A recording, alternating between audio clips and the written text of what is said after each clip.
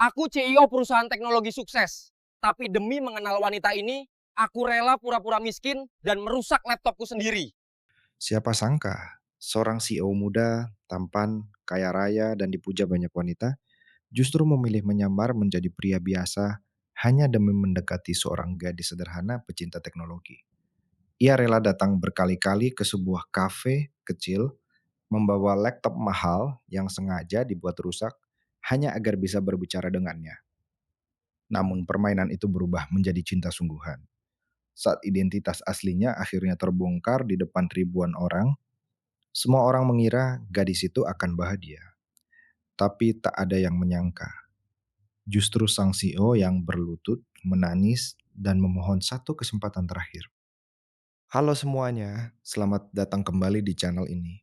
Tempat di mana kita menyajikan kisah-kisah dramatis, inspiratif, dan penuh pelajaran hidup yang bisa menyentuh hati siapa saja. Terima kasih sudah kembali menonton bersama kami. Sebelum cerita ini dimulai, kami mohon dukungan kalian dengan menekan tombol like, subscribe, dan aktifkan lonceng notifikasi, agar kalian tidak ketinggalan cerita-cerita menarik berikutnya yang penuh emosi dan kejutan. Di tengah hiruk pikuk kota Jakarta yang tak pernah benar-benar tidur, nama Bayu Mahesa sudah menjadi legenda di dunia teknologi. Ia bukan sekadar CEO biasa. Di usianya yang baru menginjak 32 tahun, Bayu berhasil membawa perusahaan rintisan yang ia bangun dari nol menjadi raksasa teknologi bernilai triliunan rupiah. Produk-produknya digunakan jutaan orang, investornya datang dari berbagai negara, dan namanya selalu menjadi headline di berbagai media bisnis. Namun di balik semua kesuksesan itu, ada sesuatu yang tidak pernah terlihat oleh publik. Bayu bukan hanya lelah secara fisik, tapi juga lelah secara hati. Setiap hari ia dikelilingi orang-orang yang tersenyum, memuji, dan bersikap seolah peduli. Tapi Bayu tahu, sebagian besar dari mereka hanya melihat satu hal, uang, kekuasaan, dan statusnya sebagai CEO muda yang sukses. Ia sering menghadiri acara elit, makan malam mewah, dan pertemuan bisnis dengan orang-orang berpengaruh. Semua orang ingin dekat dengannya, tapi tidak ada yang benar-benar ingin mengenalnya. Bahkan dalam lingkaran terdekatnya, Bayu merasa seperti seorang figur, bukan manusia. Di balik jas mahal yang selalu rapi, jam tangan mewah yang melekat di pergelangan tangannya, dan mobil sport yang selalu menunggu di parkiran gedung tinggi, Bayu menyimpan kesepian yang tidak pernah ia ceritakan kepada siapapun. Ia punya segalanya, kecuali ketulusan. Sampai suatu malam, setelah menyelesaikan rapat panjang yang melelahkan, Bayu duduk sendirian di ruang kerjanya yang luas. Kota terlihat berkilau dari balik kaca jendela gedungnya, namun hatinya justru terasa kosong. Ia membuka laptopnya, bukan untuk bekerja, tapi sekadar mencari ketenangan.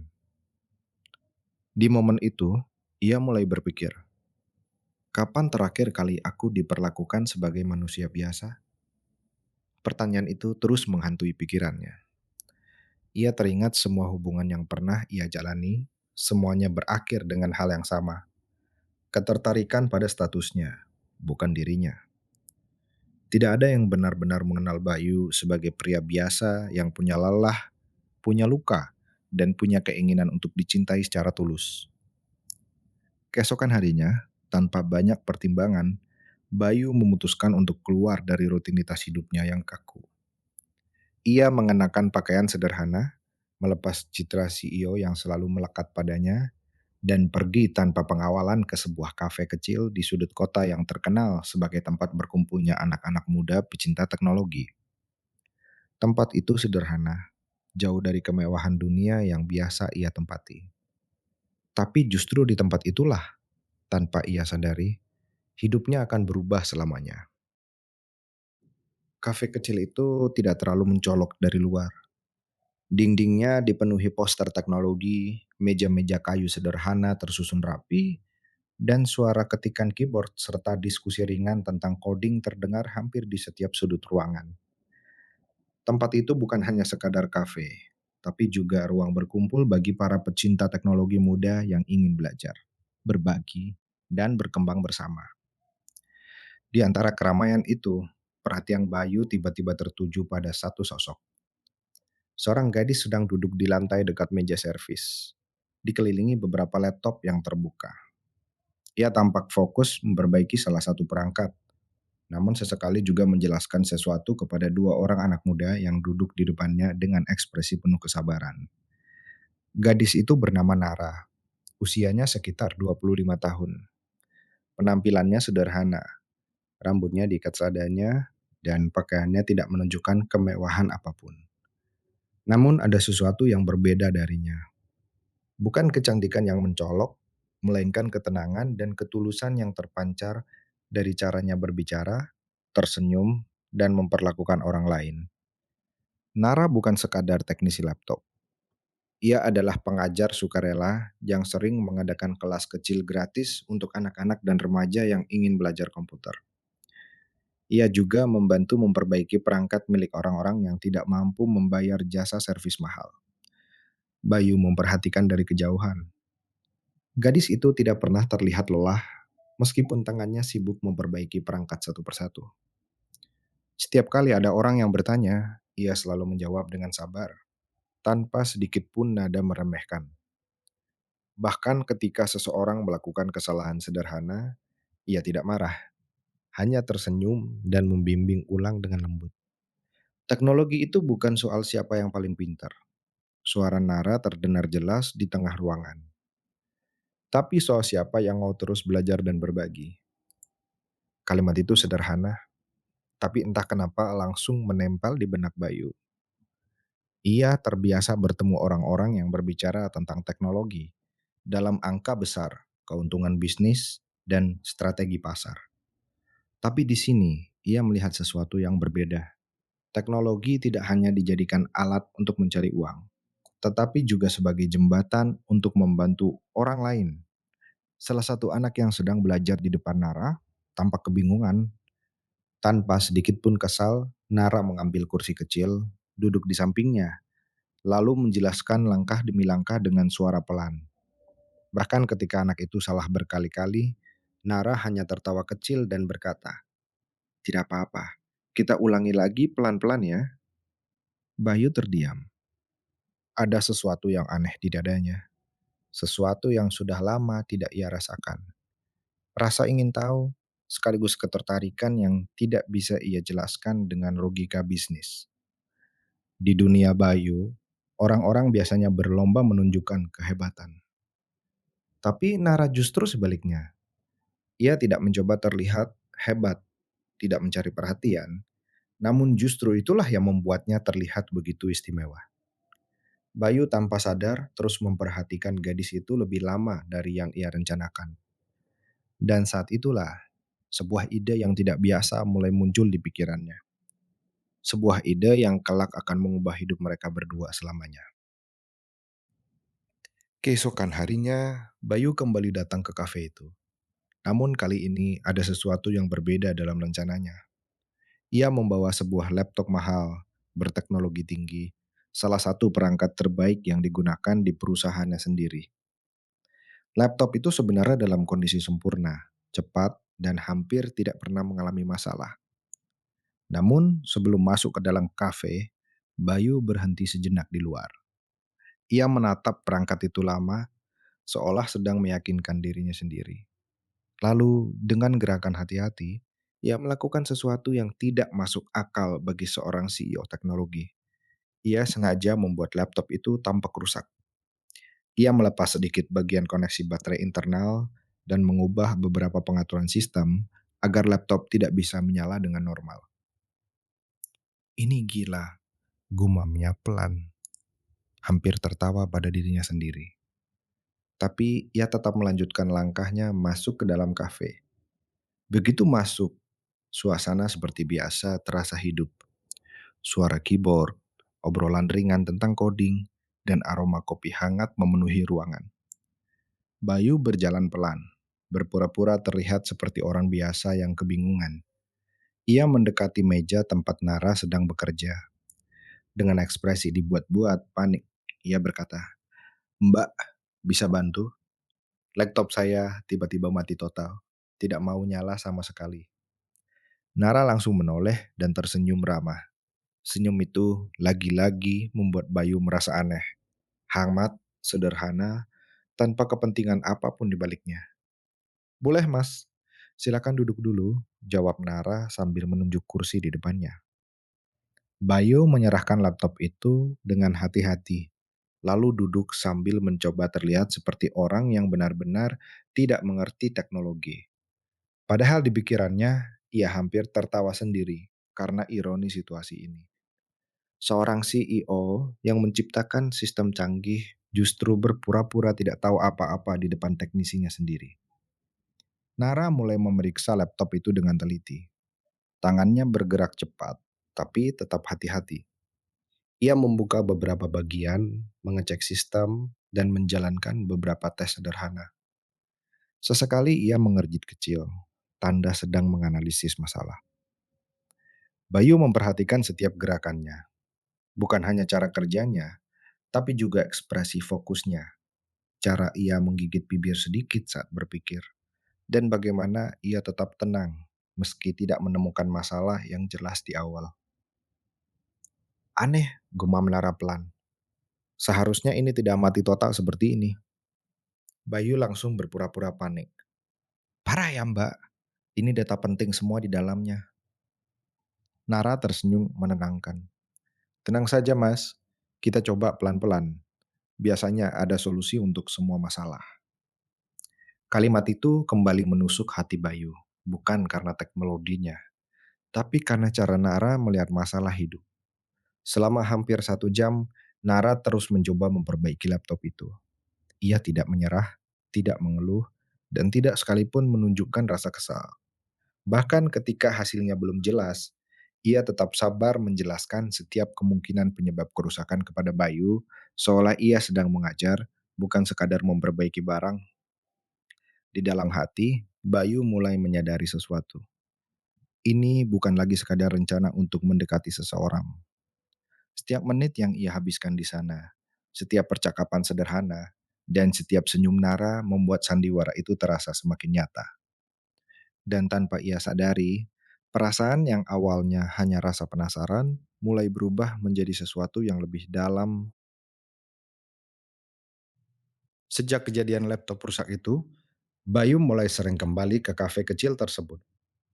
Awalnya ia datang dengan alasan yang sama, laptop bermasalah, sistem error, baterai tidak terdeteksi, hingga koneksi yang tiba-tiba hilang. Semua itu tentu saja hanya alasan yang ia ciptakan sendiri. Namun semakin sering ia datang, semakin sulit baginya untuk sekadar menganggap ini semua permainan. Nara selalu menyambutnya dengan sikap yang sama, ramah, sabar, dan tanpa prasangka. Tidak pernah sekalipun ia menilai Bayu dari penampilan atau cara bicaranya. Di matanya, Bayu hanyalah pelanggan biasa yang butuh bantuan. Dan justru itu yang membuat Bayu merasa nyaman. Sesuatu yang sudah lama tidak ia rasakan. Setiap kunjungan selalu berubah menjadi percakapan panjang. Setelah memperbaiki laptop, Nara sering melanjutkan obrolan tentang hal-hal sederhana. Tentang teknologi, kehidupan sehari-hari, atau sekadar cerita kecil tentang anak-anak yang ia ajari. Bayu mulai mengenal sisi lain dari Nara. Ternyata gadis itu bukan hanya teknisi yang pinter, tetapi juga seorang relawan yang mengajar coding gratis untuk anak-anak dari keluarga kurang mampu. Ia bahkan sering menggunakan uangnya sendiri untuk membeli perangkat bekas agar anak-anak itu bisa belajar langsung. Kalau mereka punya akses teknologi, mereka bisa punya masa depan yang lebih baik, kata Nara suatu hari dengan senyum ringan. Kalimat itu sederhana, tapi Bayu terdiam lama mendengarnya. Di dunia yang ia pimpin, teknologi selalu dibicarakan dalam angka besar, investasi, dan keuntungan. Tapi di sini, teknologi menjadi sesuatu yang benar-benar menyentuh kehidupan manusia. Hari demi hari, kebiasaan itu terus berulang. Bayu datang, berpura-pura ada masalah, lalu duduk lebih lama dari yang seharusnya. Ia mulai memperhatikan hal-hal kecil, Cara Nara tertawa ketika salah satu anak berhasil menyelesaikan tugasnya, cara ia tetap tenang saat kelelahan, dan bagaimana ia tidak pernah mengeluh meski hidupnya sederhana. Di sisi lain, Nara juga mulai merasa nyaman dengan kehadiran Bayu. Meski ia tidak tahu banyak tentang pria itu, ia merasa Bayu berbeda dari pelanggan lainnya. Ia tidak pernah bersikap meremehkan, tidak terburu-buru, dan selalu mendengarkan dengan sungguh-sungguh setiap kali Nara berbicara. Suatu sore, setelah kafe mulai sepi, mereka duduk berdua lebih lama dari biasanya. Mas Bayu, kata Nara sambil menatap layar laptop yang baru saja ia perbaiki. Kenapa mas, sering sekali laptopnya rusak? Aneh juga ya. Bayu hampir tersedak kopi. Namun ia cepat berpura-pura tenang. Kayaknya memang lagi sial aja belakangan ini. Nara tertawa kecil. Kalau terus rusak begini, saya jadi pelanggan tetap Mas Bayu ya. Bayu ikut tertawa, meski di dalam hatinya ada rasa bersalah yang mulai tumbuh. Karena ia tahu semua ini bukan kebetulan. Namun di saat yang sama, ia juga mulai takut. Takut jika suatu hari Nara mengetahui kebenaran bahwa pria sederhana yang duduk di depannya ini sebenarnya bukan orang biasa. Dan tanpa ia sadari, setiap pertemuan yang awalnya hanya sandiwara, kini berubah menjadi sesuatu yang jauh lebih dalam. Sesuatu yang mulai sulit ia kendalikan. Hari itu, suasana kafe terasa sedikit berbeda dari biasanya. Nara mendapat undangan dari temannya untuk menghadiri sebuah seminar teknologi nasional di pusat kota. Awalnya ia tidak terlalu tertarik, namun karena topik yang dibahas adalah perkembangan kecerdasan buatan, ia akhirnya memutuskan untuk datang. Tanpa sadari, keputusan sederhana itu akan mengubah segalanya. Gedung seminar tampak megah, lampu-lampu besar, panggung digital, dan layar raksasa menampilkan berbagai presentasi teknologi masa depan. Ratusan orang dari berbagai kalangan hadir, pengusaha, programmer, investor, hingga mahasiswa. Nara duduk di barisan tengah, mencatat beberapa hal penting sambil sesekali memperhatikan panggung. Ia sama sekali tidak menyangka bahwa momen berikutnya akan membuat jantungnya berhenti sejenak. Ketika pembawa acara mengumumkan sesi utama, lampu ruangan meredup. Suasana menjadi hening. Lalu, di layar besar panggung, muncul satu nama yang sangat dikenal di dunia teknologi. Bayu Mahesa, CEO Innovatech Group. Nara mengangkat kepalanya perlahan. Matanya membesar. Tubuhnya terasa kaku.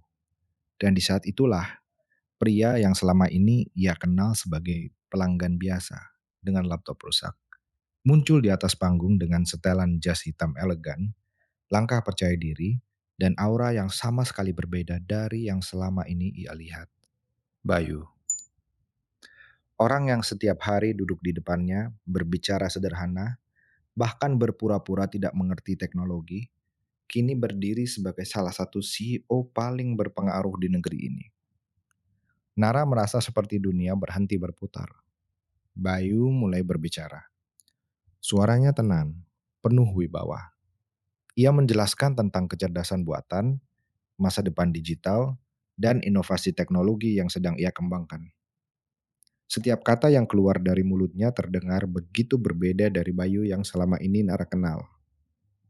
Bukan karena kata-katanya asing, tapi karena kenyataan bahwa semua itu berasal dari orang yang sama yang selama ini membohonginya. Tangannya gemetar. Pena yang ia pegang jatuh ke lantai tanpa ia sadari. Di dalam kepalanya hanya ada satu kalimat yang terus berulang. Jadi, semua ini hanya kebohongan. Ia teringat semua momen. Laptop yang rusak, percakapan santai, tawa kecil di kafe, dan perhatian yang terasa tulus. Semua itu kini terlihat seperti bagian dari permainan yang dirancang rapi. Air matanya mulai menumpuk di pelupuk mata. Ia tidak sanggup lagi duduk di tempat itu. Tanpa menunggu sesi selesai, Nara berdiri perlahan dan keluar dari ruangan dengan langkah tergesa. Udara malam menyambutnya di luar gedung. tapi hatinya terasa jauh lebih dingin daripada udara kota. Air mata akhirnya jatuh tanpa bisa ia tahan lagi. Di belakangnya, panggung masih bergemuruh dengan tepuk tangan untuk Bayu Mahesa. Namun bagi Nara, semua itu kini terdengar jauh, seperti suara dari dunia yang bukan miliknya lagi. Malam itu, Bayu tidak bisa tenang. Begitu acara seminar selesai, ia langsung menyadari Nara tidak lagi ada di tempat duduknya. Ia mencoba menghubungi, namun tidak ada jawaban. Untuk pertama kalinya, rasa panik yang tidak pernah ia rasakan dalam dunia bisnis kini benar-benar menghantamnya. Tanpa pikir panjang, Bayu meninggalkan semua urusan dan langsung mencari Nara. Ia mendatangi kafe kecil itu, tempat pertama mereka bertemu. Namun lampu sudah redup, sebagian besar kursi sudah ditutup. Nara tidak ada di sana. Dengan perasaan gelisah, Bayu terus mencari ke beberapa tempat yang mungkin didatangi Nara. Hingga akhirnya ia mendapat informasi dari salah satu anak didik Nara bahwa gadis itu biasanya masih berada di ruang kelas kecil di belakang gedung komunitas, menutup kegiatan belajar malam. Dan benar saja, saat Bayu tiba di sana, ia melihat Nara sedang membereskan beberapa laptop bekas, menyusun kabel, dan mematikan proyektor sederhana di ruangan kecil itu. Wajahnya terlihat lelah, matanya sembab, tapi ia tetap melanjutkan pekerjaannya tanpa berkata apapun. "Kenapa kamu bohong?" Suara Nara akhirnya pecah sebelum Bayu sempat mengucapkan apapun. Rohan itu langsung terasa hening. Bayu berdiri diam di pintu, lalu perlahan melangkah masuk. Untuk pertama kalinya, CEO yang selalu penuh percaya diri itu terlihat kehilangan arah. Tidak ada kata-kata yang langsung keluar dari mulutnya. Aku, Bayu berhenti, menarik napas dalam. Aku tidak tahu harus mulai dari mana. Nara menatapnya, matanya basah. Selama ini aku kira kamu orang biasa yang tulus. Tapi ternyata kamu hanya sedang bermain peran. Kalimat itu seperti pisau yang perlahan menggores hati Bayu. Ia menunduk. Aku tidak berniat menyakitimu, jawab Bayu pelan. Aku hanya lelah. Lelah dicintai karena siapa aku di atas kertas. Aku ingin seseorang mengenalku sebagai manusia, bukan sebagai CEO. Nara menggeleng, air matanya jatuh. Tapi kamu memulainya dengan kebohongan, Bayu. Kamu bisa jujur sejak awal. Hening kembali memenuhi ruangan. Hanya suara kipas tua yang berputar pelan di sudut ruangan. Bayu akhirnya melangkah maju, lalu perlahan berlutut di hadapan Nara. Aku salah, katanya dengan suara yang nyaris bergetar. Aku tidak punya alasan untuk membenarkan itu. Tapi satu hal yang harus kamu tahu, semua perasaanku padamu nyata. Tidak ada yang pura-pura di sana. Nara terdiam. Ia menatap pria di depannya. Bukan sebagai CEO, bukan sebagai orang kaya, tapi sebagai seseorang yang untuk pertama kalinya terlihat benar-benar rapuh. Aku tidak minta kamu langsung memaafkan aku, lanjut Bayu. Aku hanya ingin kesempatan untuk memperbaiki semuanya. Kalau kamu masih mau. Nara menutup matanya sejenak. Hatinya kacau. Ia marah, kecewa, tapi di saat yang sama ia juga melihat sesuatu yang sulit ia abaikan. Penyesalan yang begitu tulus. Namun luka tetaplah luka. Dan kepercayaan tidak bisa kembali dalam satu malam. Aku butuh waktu. Akhirnya Nara berkata pelan. Bayu mengangguk meski matanya tetap penuh rasa takut kehilangan. Aku akan menunggu. Beberapa hari setelah pertemuan malam yang penuh air mata itu, suasana di antara Bayu dan Nara masih terasa janggal. Tidak ada lagi pesan singkat seperti dulu. Tidak ada lagi alasan laptop rusak. Dan tidak ada lagi tawarinan di kafe kecil itu. Yang tersisa hanya jarak dan waktu yang berjalan pelan. Namun Bayu tidak menyerah. Ia tahu, kali ini ia tidak bisa mengandalkan kata-kata saja. Ia harus membuktikan semuanya lewat tindakan. Tanpa sepengetahuan Nara, Bayu mulai bergerak. Ia menghubungi timnya, menyusun sebuah program besar yang selama ini hanya ada di pikirannya. Sebuah program yang lahir bukan dari bisnis, tapi dari rasa bersalah dan ketulusan yang mulai tumbuh di dalam dirinya. Hari itu tiba, Bayu mengundang Nara ke sebuah gedung besar milik perusahaannya. Awalnya Nara ragu, tapi akhirnya ia datang, meski dengan hati yang masih penuh tanda tanya. Saat ia masuk ke dalam aula utama, Nara langsung terdiam. Ruangan itu dipenuhi ratusan kursi, dan di setiap kursi duduk anak-anak dari berbagai latar belakang. Anak yatim, anak jalanan, dan pelajar dari keluarga kurang mampu. Di depan mereka terdapat laptop baru, buku pembelajaran, dan perangkat teknologi sederhana. Lalu layar besar di depan menyala. Tulisan itu membuat Nara membeku. Peluncuran program akses teknologi untuk masa depan. Beasiswa dan sekolah digital gratis untuk 10.000 anak Indonesia. Bayu berdiri di panggung bukan sebagai CEO yang dingin seperti di seminar, tapi sebagai seseorang yang jauh lebih tenang dan rendah hati. Program ini bukan tentang perusahaan saya. Suara Bayu terdengar di seluruh ruangan. Tapi tentang seseorang yang mengajarkan saya arti sebenarnya dari teknologi. Semua mata langsung tertuju pada Nara yang berdiri di tengah ruangan, masih terpaku tidak percaya.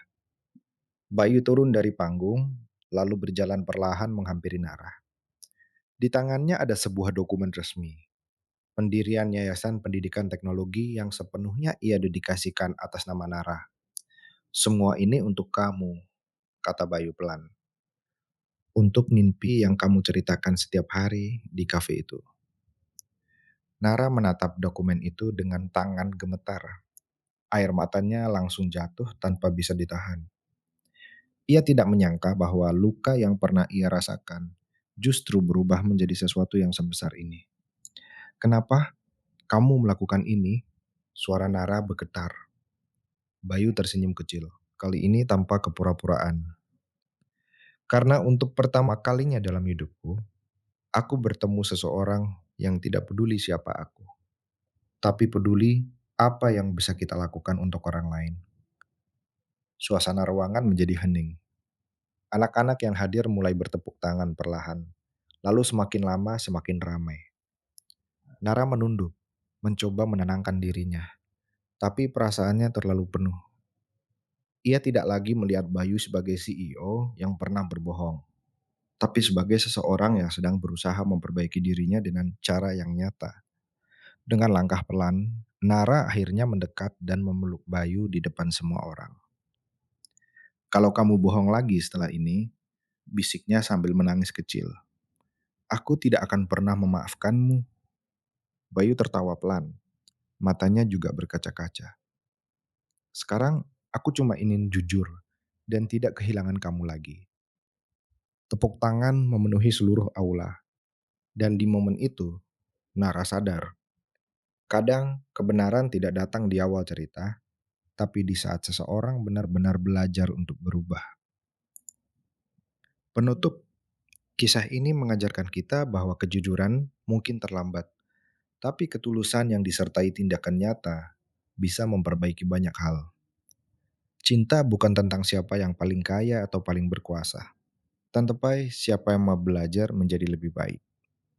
Terima kasih sudah menonton sampai akhir. Jangan lupa like, komen, subscribe, dan bagikan cerita ini jika kalian menyukainya. Sampai jumpa di video berikutnya. Dari kisah Bayu dan Nara ini, kita belajar bahwa hidup tidak selalu hitam dan putih. Kesalahan bisa terjadi, bahkan oleh orang yang terlihat sempurna sekalipun. Namun, yang membedakan seseorang bukanlah seberapa besar kesalahannya, melainkan seberapa besar ia mau memperbaiki diri dan bertanggung jawab atas tindakannya. Kejujuran mungkin tidak selalu nyaman di awal, tetapi pada akhirnya akan selalu menjadi fondasi yang paling kuat dalam sebuah hubungan. Sementara kebohongan, sekecil apapun, pada waktunya akan selalu menemukan cara untuk terungkap. Namun kisah ini juga mengingatkan kita bahwa manusia selalu punya kesempatan untuk berubah. Selama ada ketulusan dan usaha nyata untuk memperbaiki, luka bisa perlahan sembuh dan kepercayaan bisa dibangun kembali. Terima kasih sudah menyimak cerita ini sampai akhir. Jangan lupa untuk like, komen, subscribe, dan bagikan video ini jika kalian merasa terinspirasi. Sampai jumpa di cerita berikutnya.